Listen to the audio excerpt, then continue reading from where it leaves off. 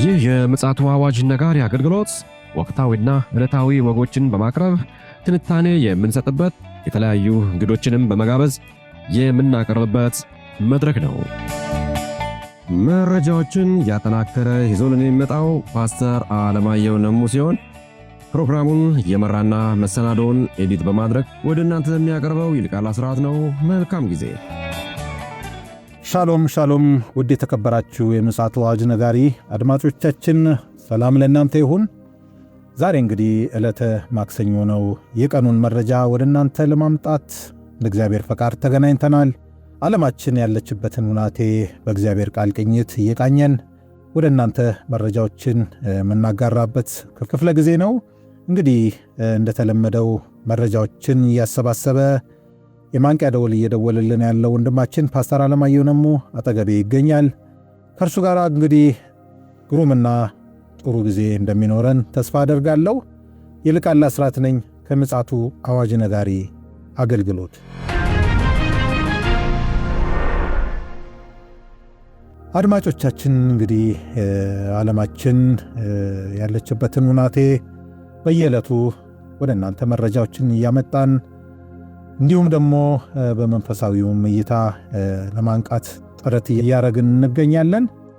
እንግዲህ በዚህ አውድ የምንሰማቸውን መረጃዎችም የሆኑ መልእክቶች ለእኛ በጣም አስፈላጊና ጠቃሚ ስለሆኑ በጥንቃቄና በማስተዋል እንድናዳምጥ እንዲሁም ደግሞ ለሌሎች ወገኖች ደግሞ መረጃውን መልእክቱን እንድታጋሩ በጌታ ፍቅር እንጠይቃለን።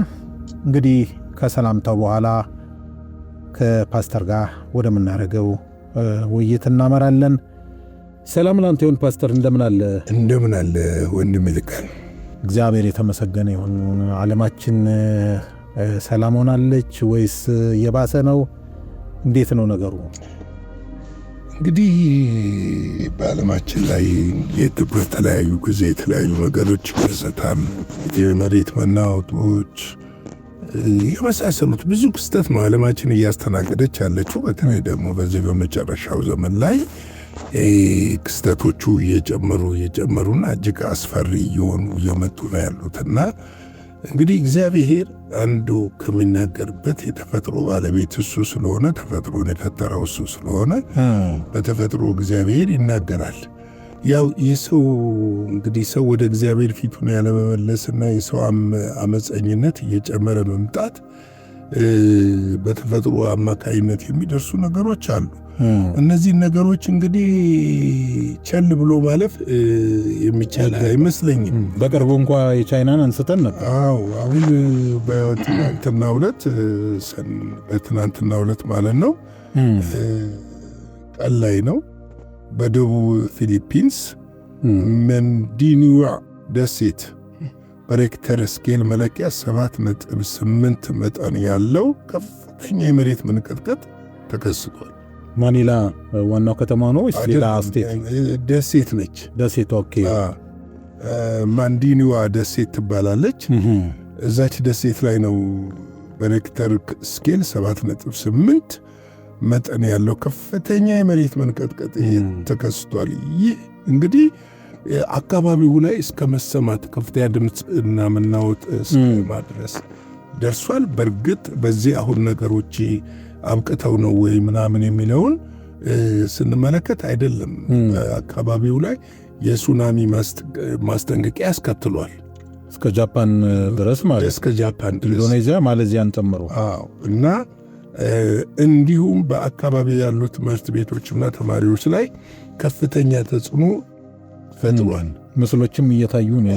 በጣም ያሳዝናል። አይተው ከሆነ ፎቁ እንዳለ ወርዶ ቁጭ ሲል ተማሪዎቹ ራሱ ከመሬት መንቀጥቀጡ ጋር ሲንቀጠቀጡ በጣም ያሳዝናል። ሼክ ያደርግ ነበርና በጣም ነው የሚያሳዝነው። እንግዲህ ስለ አደጋው አጠር ያለ ነገር ለመናገር የተከሰተው እንግዲህ ትናንትና ነው 7:35 አካባቢ ነው በእነሱ የሰዓት አቆጣጠር የተከሰተው ማለት ነው። እንግዲህ መጠኑ ቅድም እንዳልኩ በሬክተር ስኬል 7.8 የተመዘገበ ሲሆን ማዕከሉ ስሪንጌቲ ግዛት በስተምዕራብ ነበረ። ሲሪንጌቲ ማለት እንግዲህ ይቺ አሁን ቅድም የደገስኩት ደሴት አካባቢ ያለ ግዛት ነው የተከሰተውና በዛ ግዛት በተከሰተው አደጋ ወደ 35 ሰዎች ሞተዋል። ሕይወታቸው ወዲያውኑ አልፏል።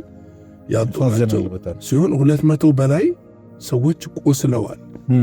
እንደውም እኔ ምናልባትም ገና አልተገኙም የተባለው ፎቆቹ የተደረመሱ ፎቆች ስላሉ የነሱ እንግዲህ ከዛም ሊልክ ይችላል ሊበልጥ እኔ ቁጥራቸው ሊጨምር እንደሚችልና ስጋቱ ጨምሯል እና ከፍተኛ እንደሆነ የምንረዳው እንግዲህ ከማዕከላዊ ግዛት ተነስቶ አካባቢውን ሁሉ ከፍተኛ ድምፅ እና መናወጥ ድንጋጤን በሰዎች ላይ ፈጥሮ እናያለን። እንግዲህ በቪዲዮ የተቀረጸውን ስታዩ በጣም ሾክ ያደርጋልና ፎቆች እንዳለ ሲወርዱ፣ ሰዎች ሲሸሹ፣ መሬት ይዘው በቦታው ላይ እንትን ሲሆኑ በጣም እንትን የሚለው አንዳንድ ፎቆች ደግሞ ሲሰነጣጠቁ ይታያል። ይሄ እንግዲህ ከፍተኛ የሆነ ወደፊት ምን ይከሰታል የሚለውን ነገር አመላካች ነው እናየዋለን ብዬ አስባለሁ። እንደ ወደ ኋላ ሄደን ፓስተር የዛሬ 4 ዓመት ይመስለኛል በቱርክ የተከሰተው የርዕደ መሬት ከ30 ሺህ በላይ ሰዎችን በጥቂት ቀናት ውስጥ እንደገደለ እንደው ማንሳቱ ተገቢ ነው። ከተሞችን ፎቆች በሙሉ ፈራርሰዋል። ይሄ አደጋ በጣም የከፋ ውድመት እንደሚያደርስ ይታወቃልና እንደው ለትውስታ ያህል ለማንሳት ያህል እንግዲህ ምንድነው መሰል አሁን መጽሐፍ ቅዱሳችን ማቴዎስ ላይ የመሬት መናወጥ ነው የሚለው ማቴዎስ 24 ላይ ከቁጥር 5 ጀምሮ ሄደን ስንመለከት በአንዳንድ ስፍራ የመሬት መናወጥ ትሰማላችሁ ይላል። እንግዲህ የሰው ልጅ መቼ ይመጣል ብለው ለጠየቁት ጥያቄ ለደቀ መዛሙርቱ በሚመልስላቸው ወቅት እነዚህ ምልክቶች እንደሆኑ እየተነገረ ነው ያለው። ምልክቶቹ ምንድን ነው? ሰው ምልክቶቹ የተሰጠበት ምክንያት ሰው ወደ እግዚአብሔር እንዲመለስ ነው። ሰው ከእግዚአብሔር ጋር እንዲታረቅ ነው። ሰው ከእግዚአብሔር ጋር እንዲስማማ ነው ምልክቶቹ የተሰጡት እንጂ ምልክቶቹ እኮ ሰዎችን እንትን ለማለት አይደለም። ነገር ግን ሰው ምልክቶቹን መስማት አልፈለገም። ገብተዋል። አመፃ እየጨመረ ነው የመጣው። ክፋት እየጨመረ ነው የመጣው። ጥላቻ እየጨመረ ነው የመጣው። ቅናት እየጨመረ ነው የመጣው። ሰዎች በእግዚአብሔር ቤት እንኳን ሳይቀር አላጋጮች የሆኑ ነው የመጣው። ስለዚህ እንደዚህ አይነት ነገሮች ድምፅ ዛጋ ሲሆን እኔስ ብለህ ማሰብ መቻል አለብህ። ገብቶሃል? እኔስ ነገ እኛስ የሚለውን ነገር እግዚአብሔር በአንድ ስፍራ ላይ ድምፅ ስሰማ አንተ እንድትመለስ እየነገረ ነው። እዛ ያሉት እንዲመለሱ እየነገራቸው ነው። እና እንግዲህ ምንድነው አሁን ላይ ይሄ ነገር ቆሟል ማለት አይደለም። የባህር ውስጥ የመሬት መንቀጥቀጥ ለአጭር ጊዜ ሱናሚ ሞገድ ወይም ከ3 እስከ 4.6 ጫማ ፊት ማለት ነው የሚደርስ አስነስቶ ነበረ። እንግዲህ እንትን ማለት ነው ዌቡ አስነስቶ ነበረ። ሆኖም 5 ሰዓት ገደማ ካለፈ በኋላ የማስጠንቀቂያ ደረጃ ተነስቷል። እንግዲህ ያው ማስጠንቀቂያ ተሰጥተዋል። አሁን ይቆማል ብለው አይደለም እነሱም እያሰቡ ያሉት። ይሄ ጉዳይ ምናልባት ሊቀጥል ይችላልና ፍርሃትም ስላለ እነዚህ ማስጠንቀቂያዎች መሰጣታቸው ተገቢ ነው ብዬ አስባለሁ። እና አጠቃላይ ሁኔታውና ክስተቱ በትምህርት ዘመን የመጀመሪያ ቀን በመከሰቱ በተማሪዎችና በነዋሪዎች ላይ ከፍተኛ ፍርሃት ፈጥሯል። መንግስት በትምህርት ቤቶች ላይ እርምጃዎችን እየወሰደ ይገኛል። አሁን ላይ ምንድነው የጥንቃቄ እርምጃዎች እየተወሰዱ ይገኛሉ። አይተህ ከሆነ ተማሪዎች ከትምህርት ቤት ወጥተው አብዛኛዎቹ ምን ጋር ቆመው ነበረ? ሳር መስክ ነገር ላይ ቆመው እንደነበረ እንመለከታለን። በንበርክክ ይመስለኛል። ምክንያቱም መቆሙም ራሱ አንድ ለአደጋው የሚጋበዝ ይመስላል። እና ምንድነው ያ ነገር ነው የነበረውና ይሄ ከፍተኛ ጉዳት እንዴት ነው አሁን በቀጣይስ ምንድን ነው የሚሆነው የሚለውን ነገር ማየት ያስፈልጋል። እዚህ ብቻ አይደለም አሁን ላይ በተቀራራቢ ሰዓት በትናንትናው ዕለት ፍሎሪዳ ደቡብ አሜሪካ ፍሎሪዳ እስከ ኩባ ድረስ ከፍተኛ የሆነ በ6 ነጥብ ምናምን ከፍተኛ መጠን ነው 6 ነጥብ ምናምን ከፍተኛ የሆነ የመሬት መናወጥ ተነስቷል። ስለዚህ የነዚህ በአሜሪካ ያሉ ሳይንቲስቶች ምናልባትም ከዚህ ተከትሎ ከፍተኛ ማዕበል ወጀቦች ሊነሱ ስለሚችሉ ከፍተኛ ጥንቃቄ እንዲደረግ እየመከሩ ነው ያሉ።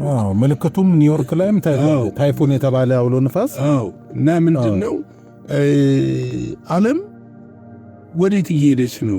ለምንድነው የሰው ልጅ ልቡ ደንዳና ነው። እንደው ማስታወስ አይገባንም ፓስተር፣ እኛ ሀገር እንደው ከአንድ ወር በላይ የመሬት መንቀጥቀጥ ምልህ አደጋ ያድርስ እንጂ ቀላል አልነበረም ስጋታችን። ምንድነው መሰለህ አደጋ ያድርስ እንጂ መሰነጣጠቆች በአንዳንድ ቦታ ደርሰዋል። አፋር አካባቢ ሰዎችን አፈናቅለዋል። አሁን በቅርብ ራሱ እኮ ከ2 ወር በፊት መቀሌ አካባቢ፣ ደብረ ሲና አካባቢ ምልክቶች እየታዩ ነው ያሉት እና እነዚህ ምልክቶች ድምፅ ናቸው እያልን ያለ ነው። ድምፅ ናቸው። ልናዳምጥ ያስፈልጋል። ማንን ነው የምናዳምጠው? እግዚአብሔርን ልናዳምጥ ያስፈልጋል። ተዳፍረናል። አሁን ሰው ምንድን ነው መሰለህ ማለዳ ቁርስ ላይ ትናንትናና ዛሬ ያካፈልኩት ላይ ሰዎች ገብተው እንደው ቢሰሙ ደስ ይለኛል። ስለ ልብ ደንዳናነት በጣም ሰው ሁልጊዜ የሚጠፋው በልበ ደንዳናነት፣ እኔ ያውቃለሁ ባይነት፣ ልክ ነኝ ባይነት ገብቷል። የሃይማኖት ትልቁ ችግር ከክርስቶስ መለየት ነው። ገብቷል። ለምንድን ነው መሰለህ? ክርስቶስ ሕይወት ነው የሰጠን፣ ሃይማኖት አይደለም የሰጠን፣ ሕይወት ነው። ለእያንዳንዳችን ሕይወት ነው የሰጠን። ተሰብስበን የምናመልከው ማምለክ ስለሚገባን፣ በህብረት ጸጋን መካፈል ስለሚገባን፣ መተናነስ ስለሚገባን። ነገር ግን ቤተ ክርስቲያን ይህንን እንደዚህ አይነት ነገሮችን እየተመለከተች ራሱ ምንም አዚም ወርቆባታል። ምንም አትልም። በጣም ኖርማል ነው።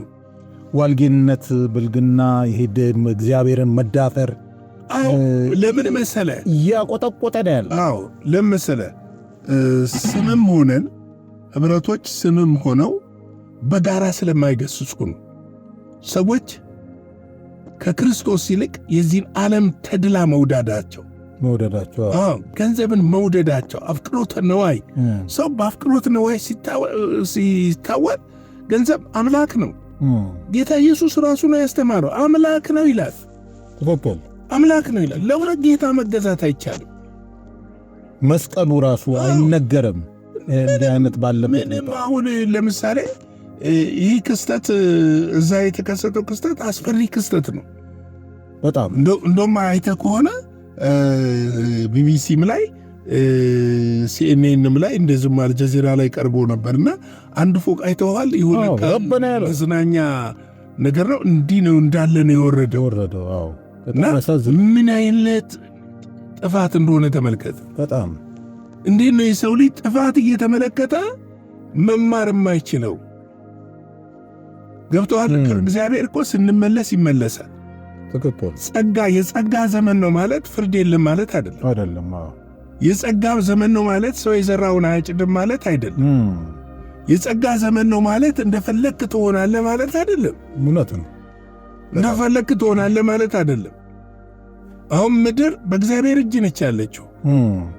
ስለዚህ እግዚአብሔር በተለያየ ጊዜ ዓለምን እያነጋገራት ያለበት መንገድ ሰዎች ልንነቃ፣ ልናስብ፣ ልንመለከት ያስፈልጋል። ልንመለስ ያስፈልጋል። ምክንያቱም እግዚአብሔር አምላክ በዚህ ምድር ላይ ሲያስቀምጠን ለምን እንዳስቀመጠን ልናውቅ ያስፈልጋል። የእሱን ሐሳብና ፍቃድ ልንፈጽም ነው በዚህ ምድር ላይ የተቀመጥነውና የሥጋችንን ምኞትና ሐሳብ ልንፈጽም አይደለም የተቀመጥነው። ስለዚህ ራሳችንን መመልከት ያስፈልገናል። ወደ ራሳችን ማየት ያስፈልገናል ብዬ አስባለሁ። እንግዲህ ቤተ ክርስቲያን መሪዎች ፕሊስ ባካችሁ ፕሊስ፣ አሁን ላይ ዓለምን በስጋት የናጠ ያለው ጦርነት ብቻ አይደለም፣ ኢኮኖሚ ብቻ አይደለም። ሰው በኢኮኖሚ ሲቸገር ቤተ ክርስቲያን ስትጸልይ እኮ ይፈታል፣ ችግሩ ይፈታል እኮ። ጦርነት ሲሆን ቤተ ክርስቲያን ስትጸልይ እኮ ታስረዋለች፣ መፍታት ትችላለች፣ ኦቶሪቲ አላት። ነገር ግን ብዙ ቦታ የሚደረጉ ጸሎቶች ከምድር ጋር ከአፈር ጋር የተያያዘ ጸሎት ነው። ከስጋዊ ነገር ጋር የተያያዘ ጸሎት ነው። ግድ የለም እግዚአብሔርን እንጥራው፣ ወደ እግዚአብሔር እንጩህ፣ እጆቻችንን እናንሳ። እግዚአብሔር ወይ ምሕረትህን አድርግ እንበለው፣ ፊታችንን እንመልስ። ያን ጊዜ የእግዚአብሔር ምሕረት በምድራችን በዓለማችን ላይ ይሆናል። እውነት ነው።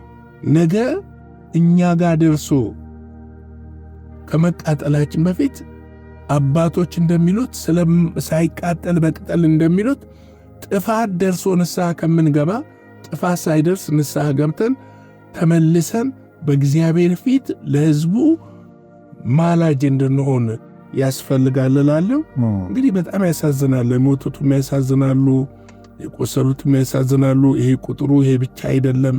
ገና እንትን ላይ ናቸው እነሱ አሰሳ ላይ ናቸው ያሉት። ብዙ ውድመትን ያስከተለውና እንግዲህ እግዚአብሔር ይጠብቀን ነው የሚባለው።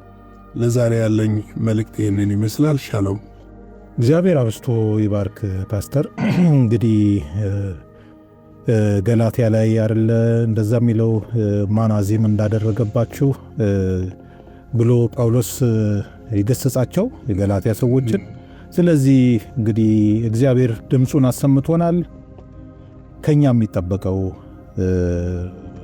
በማስተዋል በጥንቃቄ መንገዳችንን የሳትን ወገኖች ካለን በትክክለኛው መንገድ ላይ እንድንሆን እግዚአብሔር ድምፁን አሰምቶናል።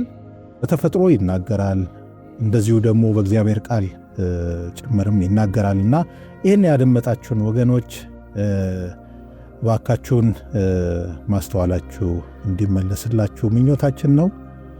ምንሰማው ምናየው ሁሉ ጥሩ አይደለምና አሁን ምንዝናናበት ምናላግጥበት ምናፌዝበት ዘመን ስላልሆነ በሕይወታችን ባንቀልድ መልካም ነው የሚል መልእክት እናስተላልፋለን። እንግዲህ ውድ አድማጮቻችን ለዛሬ ለዕለተ ማክሰኞ የቀን መረጃችን ይህን ይመስላል። በምሽቱ ደግሞ በሌላ መረጃ እንዲሁ ተመልሰን እንመጣለን። እስከዚያው ድረስ የእግዚአብሔር ምሕረት፣ ቸርነት፣ ጥበቃ ከእያንዳንዳችን ጋር ይሁን። ሻሎም። ለዛሬ ይዘን የመጣነው ወቅታዊ መረጃ ይህንን ይመስል ነበረ። በሌላ ጊዜ በሌላ መሰናዶ እስከምንገናኝ ሰላም ለእናንተ ይሁን።